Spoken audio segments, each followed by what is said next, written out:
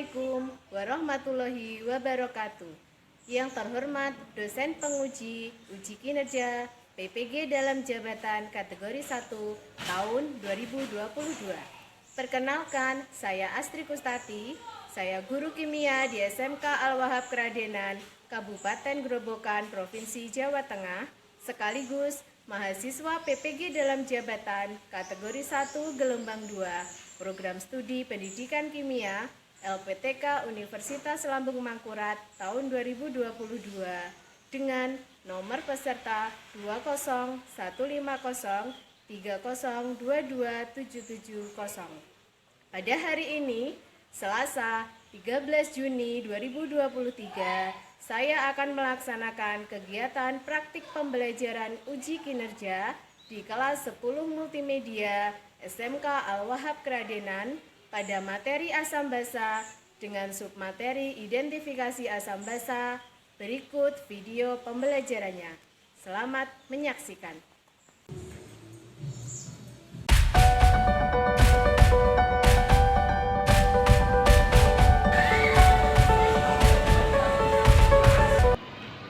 Assalamualaikum. Waalaikumsalam. Sebelum kita mulai pelajaran hari ini, kita berdoa terlebih dahulu. Dipimpin ketua kelas, silakan. Siap, siap. Bismillahirrahmanirrahim. Rabbi sholli sadri wa yassir li amri wahlul 'uqdatam min lisani yafqahu qawli. Amin ya rabbal alamin. Assalamualaikum warahmatullahi wabarakatuh. Waalaikumsalam warahmatullahi wabarakatuh. Semangat pagi. Pagi luar biasa, sekarang bisa. Ya, terima kasih untuk semangat pagi hari ini. Sebelum kita mulai pelajaran pada hari ini, Selasa tanggal 13 Juni tahun 2023, Bu Astri akan mengabsen kalian terlebih dahulu. Aisyah Aprilia, Beta Alvia, Dia Studi, Ririn, Selina, Selvia, Windy. Ya, Windy ya hari ini. Nah, kalau sudah silahkan kalian persiapkan buku kimia di meja masing-masing. Oke, sebelum Bu Astri lanjutkan pelajaran pada pagi hari ini, silakan kalian buka catatannya. Untuk pelajaran yang lalu, kita mempelajari mengenai teori asam basa. Ada berapa teori? 3. Betul ya, Aisyah ya. Yaitu menurut Arrhenius, menurut Bronsted, Lowry, dan yang ketiga menurut Lewis. Nah, coba masih ingat nggak pengertian asam basa menurut Arrhenius? Siapa yang masih ingat? Coba tunjuk jari. Oh iya, Dela, silakan. Asam adalah dalam air akan menghasilkan ion terus darah karbon basa adalah zat dalam air akan menghasilkan ion kobaltan dalam lautan. Ya, jadi asam menurut Arrhenius adalah jika dilarutkan dalam air akan menghasilkan ion H+. Sedangkan basa yaitu jika dilarutkan dalam air akan menghasilkan ion OH-. Yang kedua, teori asam basa menurut Bronsted, Lowry. Silahkan, coba siapa yang masih ingat?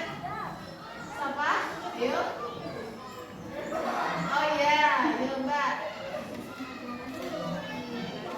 Yang banter kali ini. Asam adalah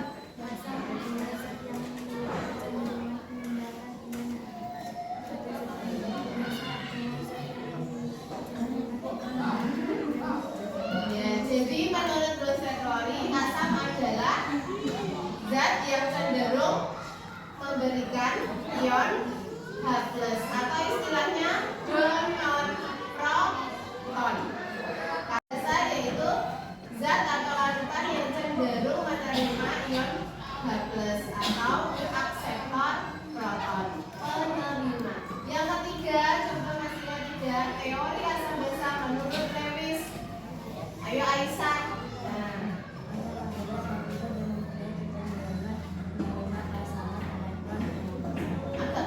basa adalah zat yang dapat memberikan pasangan elektron.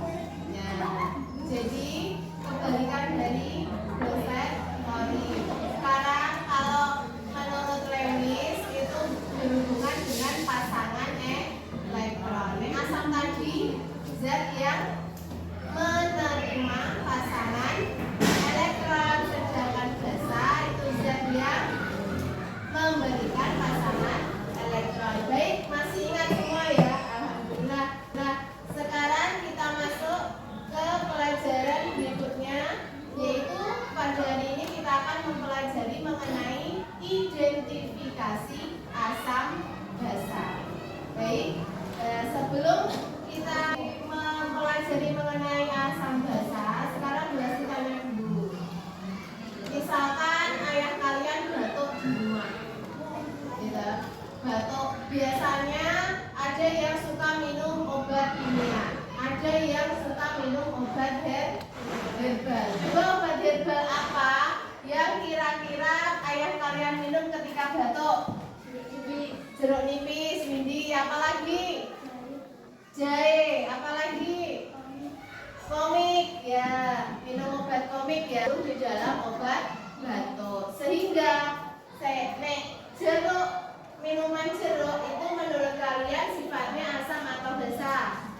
Asam. Jadi ketika kita batuk yang kita minum adalah zat yang bersifat asam. Selanjutnya, misalkan ibu baru sakit. Baru sakit perut, baru sakit lambung, kemumbung atau mah, biasanya minum obat apa? Roma, apalagi Wilanta. Kamu pernah baca enggak Roma itu kandungannya apa? Boten. Nah, di dalam Roma itu ada kandungan MgOH 2 kali. Ada OH-nya, berarti dia asam atau basa?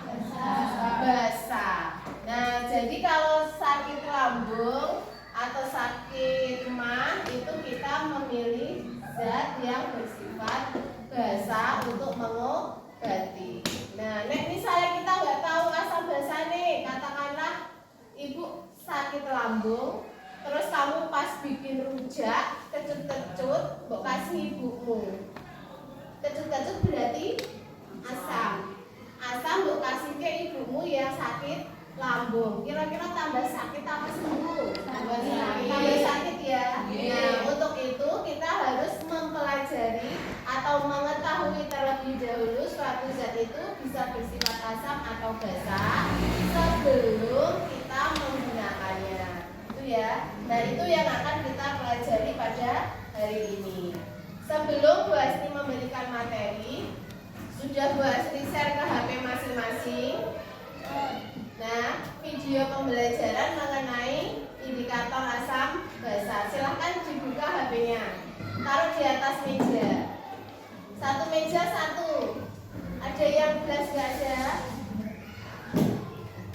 Satu meja satu.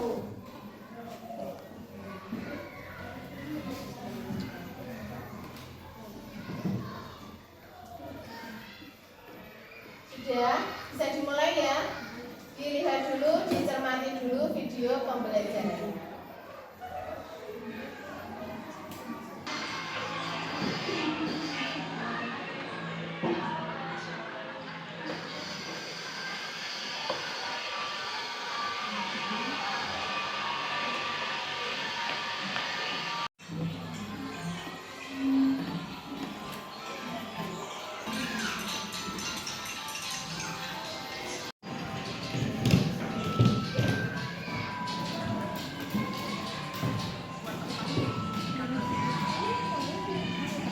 Sekarang kalian letakkan HP-nya, sudah melihat videonya ya. Nah, berdasarkan video pembelajaran yang sudah kalian lihat, kira-kira permasalahan apa yang kalian temui? Adakah pertanyaan-pertanyaan yang kira-kira jawabannya ada di video pembelajaran? Maksudnya seperti itu. Coba mungkin ada yang punya permasalahan, silahkan tunjuk jari. Ya, Irin, coba. Apakah indikator itu?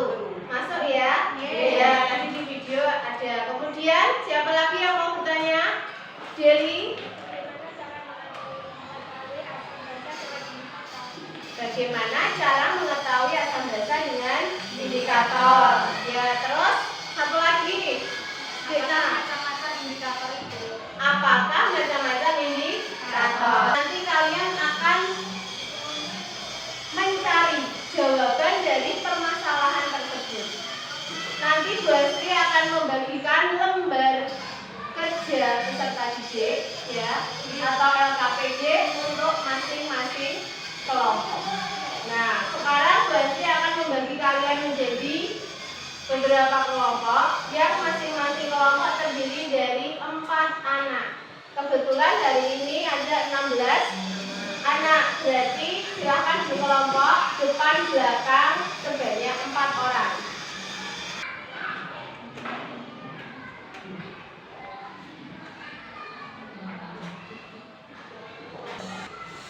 Silahkan dipelajari LKPD-nya karena di situ nanti ada panduan penyelidikan melalui praktikum. Kalian pelajari dulu 5 menit.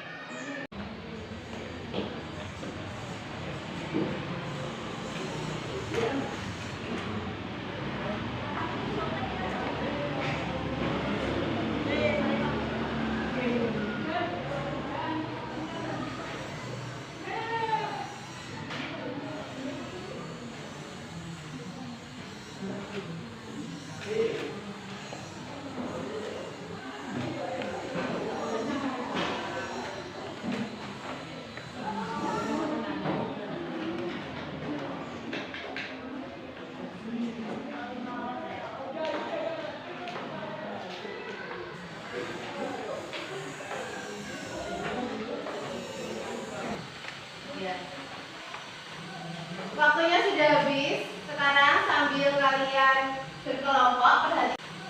Waktunya sudah habis. Sekarang sambil kalian berkelompok perhatikan. Sambil kalau sudah Bu Astri cek dulu. Perhatikan ke depan semuanya. Belakang ke depan. Belakang. Di sini nanti ada bahan. Jadi meja yang sebelah sini itu ada bahan larutan uji. Ada 5. Larutan A, B, C, D, E. Ini cup untuk meletakkan larutan. Kenapa kok pakai plastik? Karena larutannya ramah lingkungan. Pasti pakai zat-zat yang kita gunakan sehari-hari. Kemudian untuk indikatornya ada di meja sebelah kanan Bu Astri. Ini ada apa namanya? Lakmus merah, betul. Ini biru. Kemudian ini indikator pH universal. Nah, 2 yang terakhir itu adalah indikator alami. Semua ada labelnya. Perhatikan labelnya dibaca dengan teliti sebelum kalian melakukan penelitian. Untuk pipet tetes, Bu Astri ingatkan jangan sampai tertukar dari satu larutan ke larutan yang lain. Sampai di sini paham? Paham. Kalian bisa mulai praktikum penyelidikannya berdasarkan prosedur yang sudah ada di LKPD mulai dari sekarang.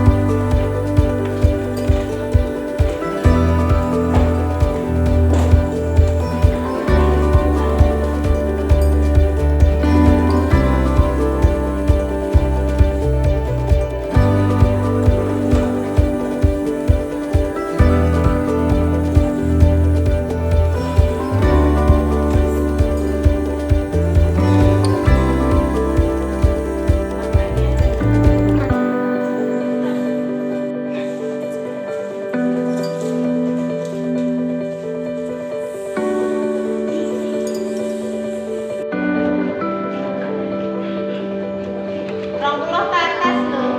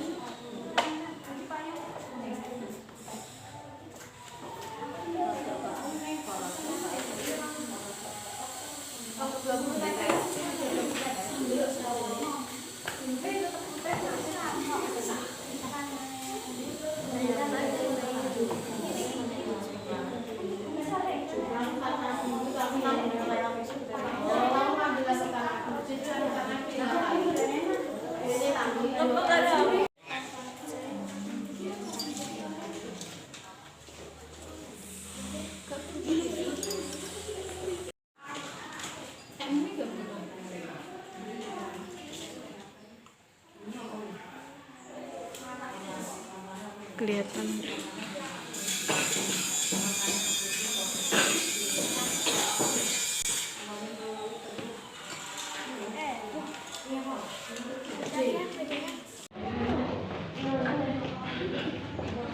Rong puluh ke atas loh.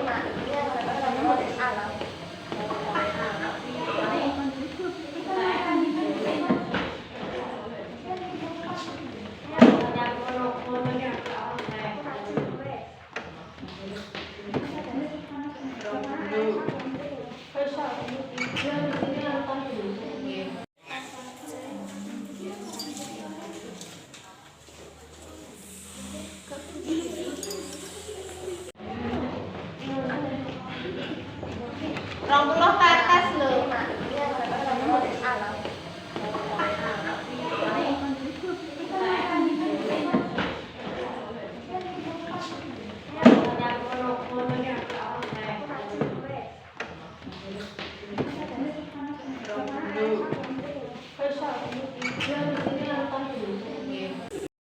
Antri ya, soalnya kan produk suwe mengukur pH-nya. Jadi setiap lapan ya, ini kan gak cukup. Oh, gandeng ya sing iki lho. Sing iki. Enggak apa-apa nyaman. Di kertas PH ini di to delok jalur. Sing nyeluke Lartan. sing nyeluke mati wis. Jadi gimana yang terjadi ngono tok. Wis. Terus dicocokin. Dua, nomor 2 berikutnya ayo 1, 2. Ini berapa, Bu? Ayo kamu berapa nek ngene iki? Loro. Ini biasa. Ya, nak pilih. Ini berapa?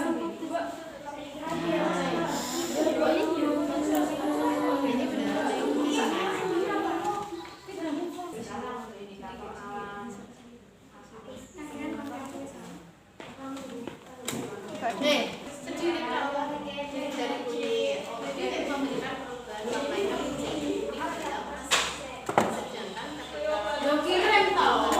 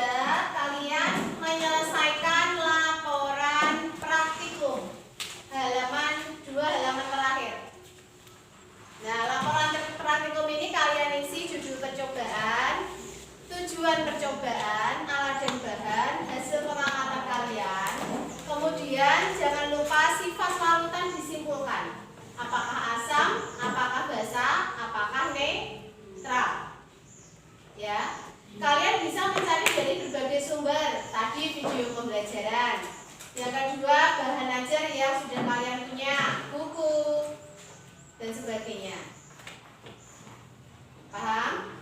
Kemudian nanti kalian kerjakan sampai halaman terakhir.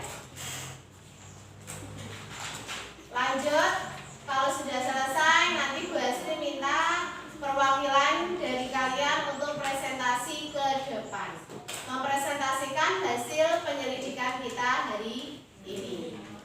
Waktunya 5 menit, silahkan dikerjakan.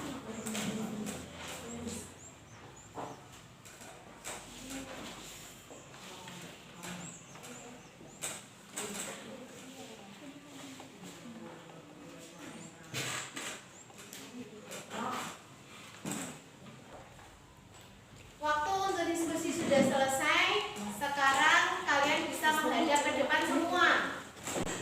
Semua menghadap ke depan. Nah, kalian sudah menentukan perwakilan untuk maju untuk presentasi ya. Untuk mempersingkat waktu, karena hari ini kita ada 4 kelompok, kita ambil 2 yang akan melakukan presentasi, gitu ya. Nah, untuk dari 2 dari 4 silakan siapa yang mau presentasi itu jadi. Ya, alhamdulillah sudah dapat 2 wakil, nanti maju secara bergantian. Gitu ya. Silakan yang pertama Mbak Dea maju ke depan. Tepuk tangan dulu. Assalamualaikum warahmatullahi wabarakatuh. Waalaikumsalam warahmatullahi wabarakatuh.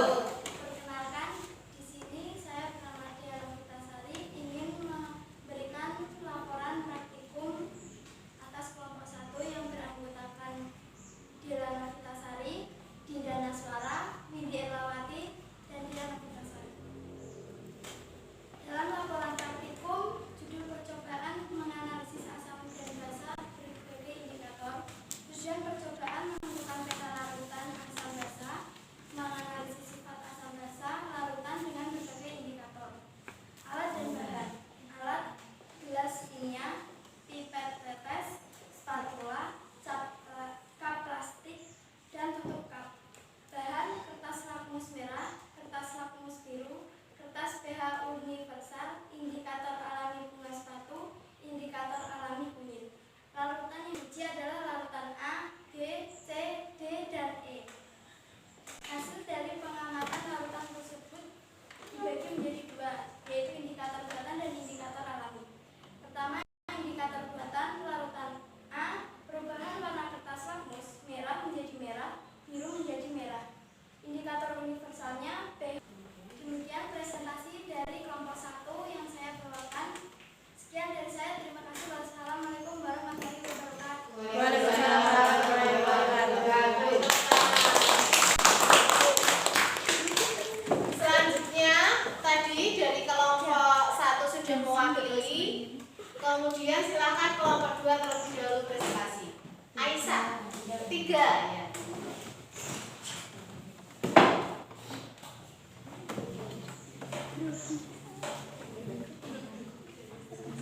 Assalamualaikum warahmatullahi wabarakatuh. Waalaikumsalam warahmatullahi wabarakatuh. Perkenalkan, nama saya Aisyah Amelia dari kelompok 3 yang beranggota Fatimah Mutia ATB. Hasil pengamatannya dibagi menjadi 1 indikator buatan, 2 indikator alami. Indikator buatan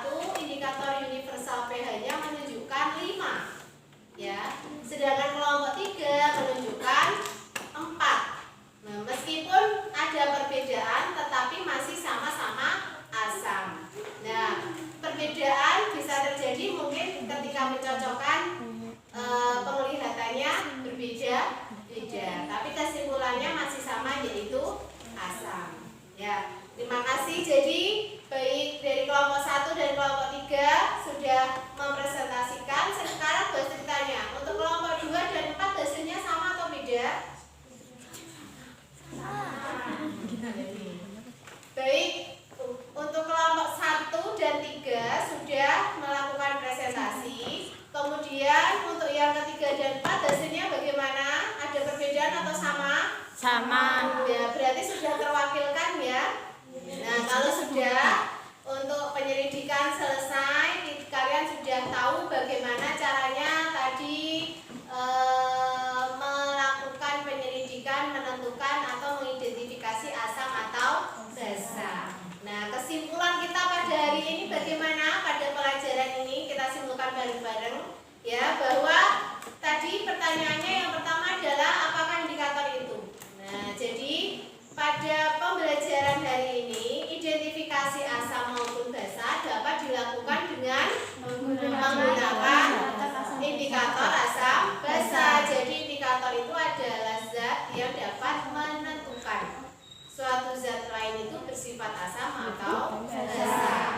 Selanjutnya, suatu asam itu dapat memerahkan lakmus biru, sedangkan basa itu bisa membirukan lakmus merah.